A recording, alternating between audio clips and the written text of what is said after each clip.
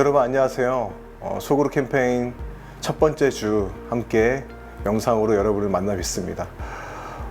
첫 번째 주제는 팬데믹 계곡에서 걷는 믿음이란 주제에 대해서 우리 함께 살펴보도록 하겠습니다. 여러분 교재를 보시면 아시겠지만 교재는요 굉장히 단순합니다. 성경 구절로 가득 차 있고요. 우리가 그러면 그 말씀 앞에 어떻게 반응하면 좋겠느냐 라는 질문이 다입니다. 사실 여러분 이것이 가장 오늘 시대 가운데 중요한 것이 아닌가 생각이 들어요. 코로나 시대는 여러분 많은 것들이 불확실하고 우리가 앞으로 어떠한 것이 펼쳐질지 모르는 그런 상황 가운데 있기 때문에 확실한 것을 우리가 붙들어야 되는데 그것은 바로 하나님의 말씀이라는 것이죠. 특별히 코로나19라는 상황은 여러분 소망을 품을 수 없는 상황입니다. 하지만 이러한 상황에서도 두려움에 맞서 싸우기 위한 6가지 믿음에 대해서 함께 살펴보도록 하겠습니다. 첫 번째는요, 내가 듣는 모든 것이 진실이 아니다 라는 것을 기억하시기 바랍니다. 여러분 특별히 코로나 시대는 격리가 되어 있기 때문에 많은 미디어들을 우리는 접하게 됩니다. 지금 여러분들이 접하고 있는 것도 하나의 미디어이기도 하죠. 유튜브 영상이나 많은 뉴스들, 코로나19는 이러한 시대다라는 많은 사람들이 나와서 그것에 대해서 이야기를 합니다. 물론 귀 기울여 들어야 하는 말들이 있지만 여러분 중요한 게 뭐냐면 거짓 메시지도 있다라는 것이죠. 이럴 때 여러분 이단의 메시지는 더욱더 기승을 부리게 돼요. 특별히 유튜브 영상을 통해서 잘못된 신학을 전하는 것들이 굉장히 많고요. 가짜 뉴스들이 우리 가운데 넘쳐나고 있다는 것이죠. 그래서 여러분 유념해야 됩니다. 내가 듣는 모든 정보가 진리가 아니라는 거예요. 잠언 14장 15절 말씀, 메시지 성경의 말씀을 우리가 살펴보게 되면 어수룩한 사람은 듣는 말을 다 믿지만 신중한 사람은 어떤 말이든 면밀히 살피고 따져본다라고 이야기를 하고 있죠. 그냥 듣는 대로 믿지 않는다라는 것입니다. 잠언 13장 16절 말씀, 양식 있는 사람은 건전한 판단을 내린다. 어떤 메시지를 듣고 그냥 이게 진리구나 덥석 붙드는 것이 아니라 판단하고요. 이게 정말 진리인가? 말씀에 비춰보는 그런 사람이 신중한 사람, 양식 있는 사람이다 라고 이야기를 하고 있는 것이죠. 그래서 여러분들이 듣는 모든 것에 대해서 다 받아들이지 말고요. 여러분 검토하시고 정말로 이게 성경적인가, 내가 붙들어야 될 진리인가를 확인해 보시는 여러분들이 되었으면 좋겠습니다. 두 번째는요, 우리가 통과해야 될 가정이 있다라는 것입니다. 폭풍은 저도 싫습니다. 왜 우리 삶 가운데 고난이 와야 될까요? 내가 잘못한 것도 없잖아요, 여러분. 여러분이 잘못해서 코로나가 온 게 아니에요? 그렇다면 여러분 이것을 어떻게 우리가 받아들여야 하는 것일까요? 이사야 24장 5절, 19절 보게 되면 이러한 말씀이 있어요. 땅이 또한 그 주민 아래서 더럽게 되었으니 이는 그들이 율법을 범하여 율례를 어기며 영원한 언약을 깨트렸다. 여러분 세상은 죄로 인해서 깨어져 있다라고 말씀하고 있죠. 우리가 살아가는 이 세상은 죄로 인해서 정상적으로 작동하지 않는다라는 것입니다. 그래서 땅이 깨지며 땅이 갈라지며 땅이 흔들린다라고 이야기를 하고 있어요. 여러분들이 잘못한 게 아닙니다. 내가 잘못한 것이 아니더라도 우리는 인생의 폭풍을 맞이할 수밖에 없다라는 것입니다. 하지만 우리에게 위로를 주는 말씀이 무엇입니까? 베드로전서 4장 12절 말씀입니다. 사랑하는 자들아, 그렇죠? 너희가 죄를 지어서 지금 폭풍, 어려움을 당하는 거야 라고 정죄하지 않습니다. 사랑하는 자들아, 너희를 연단하려고 오는 불시험을 이상한 일 당하는 것 같이 여기지 말라라고 말하고 있습니다. 이게 이상한 일이 아니야. 다시 말해서 지금 너가 잘못을 저질러서 겪는 어려움과 아픔이 아니야. 사랑하는 자들아, 하나님은 여전히 너를 사랑하셔 라고 말하고 있다는 것이죠. 그리고 고린도후서 4장 17절 18절 말씀에서 이렇게 우리에게 말하고 있어요. 우리가 잠시 받는 환난에 경한 것이 지극히 크고 영원한 영광에 중한 것을 우리에게 이루게 하므니 우리가 주목하는 것은 보이는 것이 아니요 보이지 않는 것이니 보이는 것은 잠깐이요 보이지 않는 것은 영원하다라고 말씀하고 있습니다. 너희가 받는 지금 어려움과 환난과 고통은 영원한 것을 우리에게 이루게 하는 것이야. 그것은 잠깐이야. 그 상황을 보지 말고 더 영원한 것을 바라봐 라고 사도 바울은 우리에게 말하고 있다는 것이죠. 여러분들의 삶이 지금 폭풍 가운데 있다 할지라도 하나님의 계획은 여전히 여러분의 삶을 통해서 이루어지고 있다라고 말하고 있습니다. 그래서 세 번째입니다. 우리가 붙들어야 될 게 뭐냐면, 여러분, 다른 어떤 최신의 정보가 아니에요. 어떤 새로운 말이 아닙니다.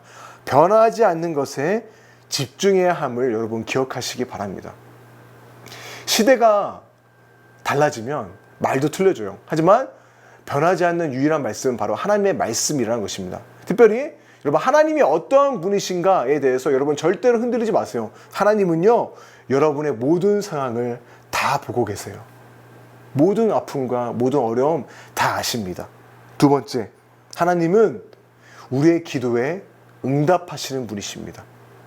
자녀들의 요구에 응답하는 선하신 분이세요. 그렇죠? 그래서 세 번째까지 그분은 선하신 우리의 아버지예요. 네 번째, 하나님의 계획은요, 언제나 나의 계획보다 뛰어납니다. 지금 내가 폭풍 가운데 있을지라도, 어둠의 계곡을 걸어가고 있을지라도 그분은 그것마저도 선용해서 우리를 주의 뜻을 이루게 합니다. 다섯 번째, 하나님은 우리를 사랑하시되 끝까지 사랑하십니다. 너 하는 거 보니까 요즘 내 마음에 안 들어. 나 너 이제 좀 별로 사랑하지 않아. 아닙니다, 여러분. 하나님은요, 우리를 사랑하시되 우리가 어떠하든 끝까지 사랑하세요. 그래서 여섯 번째는 말하죠. 그래서 나의 구원은 어떠합니까? 절대로 취소되지 않는다. 하나님, 나 요즘 너무 엉망으로 살아요. 말씀도 보지 않고 기도도 보지 않고 정말 기도도 하지 않고, 정말 저는 하나님 나 보시기에 너무나 하나겠지? 여러분, 그것은 사단의 메시지예요. 여전히 그 모습, 여러분의 존재를 인정하시고 사랑하는 아버지, 그게 하나님 아버지라는 것입니다. 여러분, 이 사실을 붙드시기를 바랍니다. 그래서 네 번째입니다. 여러분이 어떠한 어려움을 겪든지 하나님께서는 여러분과 함께 하신다는 것을 여러분 붙드세요. 붙드시기를 바랍니다. 기억하세요. 여러분, 이사야 43장 2절 말씀은 우리에게 이러한 약속을 하고 있습니다. 너가 물 가운데로 지날 때 내가 너와 함께 할 거야. 강을 건널 때에 물이 너를 침몰하지 못하게 할 거야. 네가 지금 불 가운데로 지날 때에 타지 아니하게 할 거야. 불꽃이 너를 사르지도 못하게 할 거야 라고 우리에게 약속합니다. 하나님의 자녀에게 주는 하나님의 약속이에요. 여러분, 이 말씀을 자세히 보세요. 너가 물 가운데로 지나게 하지 않을 거야 라고 말하고 있지 않아요. 언젠가는 너가 물 가운데로 지나게 될 거야. 강을 건널 때가 있을 거야. 불같은 시험을 만날 때가 있을 거야. 하지만 내가 그 가운데 너와 함께 할 거야. 물 가운데 지날 때 내가 너를 침몰하게 하지 않을 거야. 불 가운데 지날 때 내가 너를 타지 아니할 거야 라고 하나님께서는 우리에게 약속하신다라는 것이죠. 다섯 번째입니다. 이것이 이야기의 끝이 아님을 기억하시기 바랍니다. 당장은 힘들고 소망이 보이지 않고 내 삶이 엉망인 것 같을지라도 여러분, 이것은 여러분의 이야기의 끝이 아니에요. 여러분 꼭 기억하세요. 지금 보이는 것이 다가 아닙니다. 더더 영광스러운 약속이 우리 가운데 주어졌다는 것을 잊지 마시기 바랍니다. 고린도후서 4장 8절, 9절, 또 14절 바울은 우리에게 도전합니다. 사방에서 우겨쌈을 당하여도 너희는 쌓이지 아니하고, 답답한 일을 당하여도 낙심하지 아니하고, 박해를 받아도 버림받지 아니하고, 거꾸림들임 당하여도 망하지 아니할 거야. 왜 그렇습니까? 말씀하고 있죠. 주 예수를 다시 살리신 이가 예수와 함께 우리도 다시 살릴 것이다. 너희와 함께 그 앞에 서게 하실 줄을 아노라. 지금 답답한 상황 가운데 있을지라도 주 예수를 다시 살리신 이가 십자가에서 죽으신 그 최악의 상황에서 부활의 승리를 이끌어 주신 역전의 하나님이 너의 삶 가운데 함께 하실 것이다 라고 말씀하고 있다라는 것이죠. 요한계시록 21장 4절 말씀은 그래서 우리에게 영광스러운 엔딩을 보여주고 있어요. 모든 눈물을 그 눈에서 닦아주시니 다시는 사망이 없고, 애통하는 것이나 곡하는 것이나 아픈 것이 다시 있지 아니하리니 처음 것들이 다 지나갔습니다. 여러분들의 삶의 이야기의 끝은요, 절망이 아닙니다. 소망입니다. 여러분, 이 약속을 붙드세요. 현실의 어려운 가운데 그 약속을 붙들기 너무 힘들어요. 눈에 보이는 것이 없잖아요. 그렇기 때문에 여러분, 믿음이 필요해요. 믿음의 눈을 들어 이 약속의 말씀을 붙드세요. 여러분의 삶을 절망으로 끝나지 않을 거예요. 영광으로 끝날 것입니다. 잠깐 오는 폭풍 가운데 낭망하지 마시기 바랍니다. 그래서 여러분들이 지금 겪고 있는 억울함들, 여러분 지금 얼마나 어렵습니까? 교회가 얼마나 핍박을 받고 있습니까? 저 같은 목사들 때문에 여러분들이 지금 피해를 받고 있잖아요. 사역자들을 의지하지 마시고 하나님의 말씀을 의지하세요. 말씀하고 있죠. 너가 지금 일터에서, 가정에서 믿음 때문에 겪고 있는 눈물들, 원통함들 다 알아. 그 눈물 내가 다 닦게 해줄게. 마지막 날에 그 모든 어려움들이 영광 가운데 다 나아갈 거야. 우리에게 약속하고 있다라는 것입니다. 그래서 여러분, 여섯 번째 마지막 우리가 붙들어야 될 게 뭐냐면, 하나님께서는요, 여러분들을 통해서 이 어려운 상황에서도 다른 이들에게 도움을 주기 원한다라는 거예요. 고린도전서 12장 27절 말씀입니다. 너희는 그리스도의 몸이요 지체의 각 부분이라. 너희가 지금 혼자 있는 게 아니야. 너희는 그리스도의 몸이고 지체의 한 부분이야. 우리는 함께 해야 돼. 너가 지금 겪고 있는 상황 혼자 견디지 마. 우리는 함께 해야 돼. 이야기를 나누고 있어요. 그래서 말합니다. 요한 3서 1장 2절. 사랑하는 자요, 내 영혼이 잘된 같이 하나님, 내가 범사에 잘되고 내가 강건하게 해주세요라고 하지 않아요. 상대방의 평안을 구합니다. 너의 영혼이 잘된 같이 너가 범사에 잘되고 강건하기를 바란다. 나도 힘들고 문제 가운데 있지만 함께 있는 공동체를 붙들고 함께 소망 가운데 나아가는 요한의 모습을 우리는 볼 수 있는 것입니다. 그래서 요한복음 13장 35절 말하죠. 너희가 서로 사랑하면, 이 싸움을 너희 혼자 하지 말고 함께 싸워 나가라 라고 하고 있습니다. 어떻게? 서로 사랑함으로써. 그러면 모든 사람이 너희가 내 제자인 줄 알리라. 너무나 힘든 폭풍 가운데, 특별히 이 코로나 시기를 살아가는 가운데 여러분, 하나님의 백성이 무엇으로 하나님의 백성인 줄로 드러날 수 있겠습니까?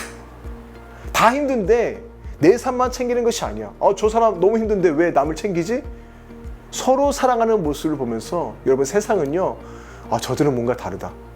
저들은 예수님의 진짜 제자구나 라고 알게 된다라는 거예요. 여러분, 초대교회도 상당한 전염병과 어려움과 박해가 있었습니다. 하지만 그들은요, 내 것만 챙기지 않았어요. 내 삶만 붙들지 않았어요. 오히려 내 옆에 있는 공동체들과 다른 자들의 필요를 붙들고 함께 기도하면서 그 모든 어려움을 헤쳐나갔다라는 것이죠. 그 모습을 보면서 로마 제국의 사람들이 저들은 이해할 수 없어.